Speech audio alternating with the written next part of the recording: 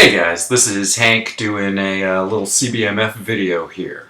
I haven't done one of these in a little bit, so I thought I'd do one.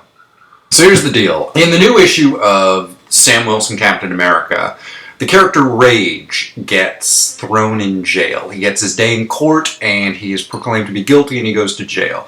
There were two interesting things I thought about this that didn't really get brought up in the book yet. One is, I don't know how old Rage is.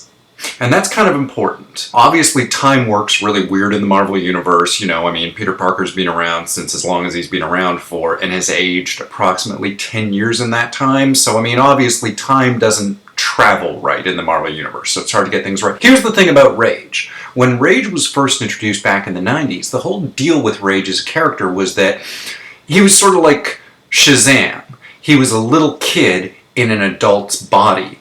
And that factored into the storytelling in occasionally very subtle ways. But at the same time, it seemed like a lot of writers who handled him weren't aware of the fact that Rage was supposed to be a little kid. He was supposed to be around 14 years old, but looked like he was about 25. So in the recent issue where he got arrested and where he got sentenced to go to prison, I kept waiting for somebody to come out and say, you know, this kid's only like 16 years old and technically shouldn't be getting tried as an adult.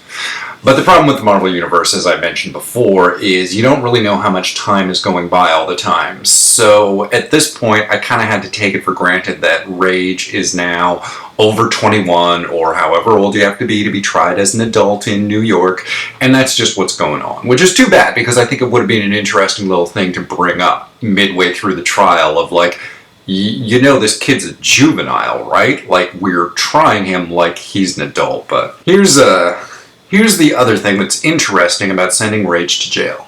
The reason I'm familiar with Rage is that he was a member of the New Warriors back in the 90s. Him and Speedball were best friends, they hung out and had little adventures, and mostly just sat around eating pizza and talking cool. They were some of my favorite comics when I was a kid. Rage is the second member of the New Warriors to go to prison. The first member of the New Warriors to go to prison was Marvel Boy. That's Vance Astrovic. And this is one of the most interesting stories in the Marvel Universe that doesn't get told. Vance Astrovic went to prison because he killed his father with his mutant powers in self-defense, because his father hated mutants and was beating him on a regular basis. I don't want to seem glib about any of that. As a kid reading it, it was really heavy.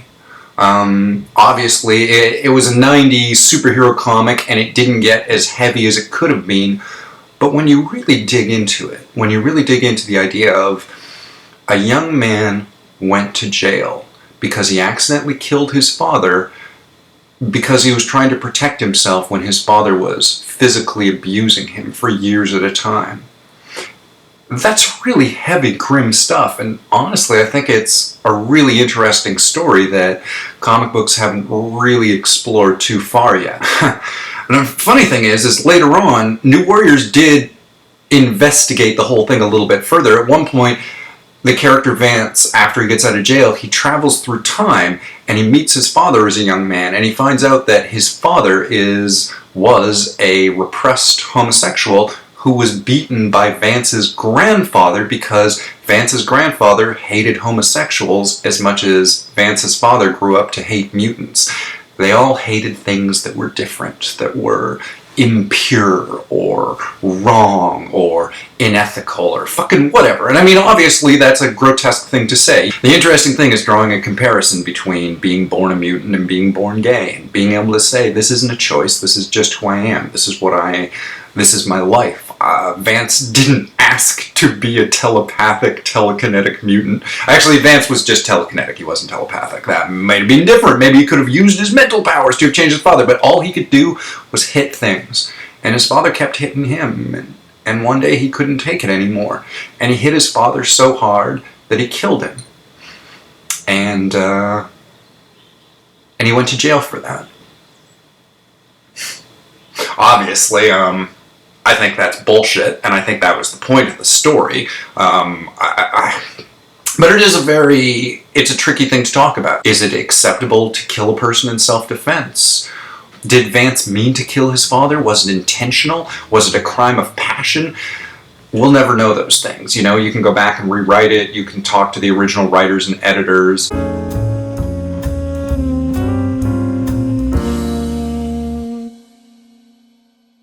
asked them about it. Obviously that was Fabian who was writing it back in the day. He was writing like 9/10 of all Marvel books, him and Scott Lobdell. Everything I picked up seemed to have their name on it. But I just thought it was really interesting that now, in 2017, we have another former member of the New Warriors going to prison. Marvel just seems to love kicking the New Warriors around, whether they're turning Speedball into penance or just taking a big shit on those characters' legacy, which is fine. I guess they're a bunch of goofy 90s characters, and you know, this is what happens to every era of comic book fan. Eventually you grow up and you see editorial take your favorite childhood character and fuck with them. So be it. I just thought that was an interesting, I thought what was happening in these current issues of Captain America had some relevance and had some resonance to things that had gone on in the past. And I know that New Warriors comic is one that not a lot of people have read. And it's an interesting thing to think about. I'll throw up the issue numbers on here so you know what to go check out if you want to read more about that story.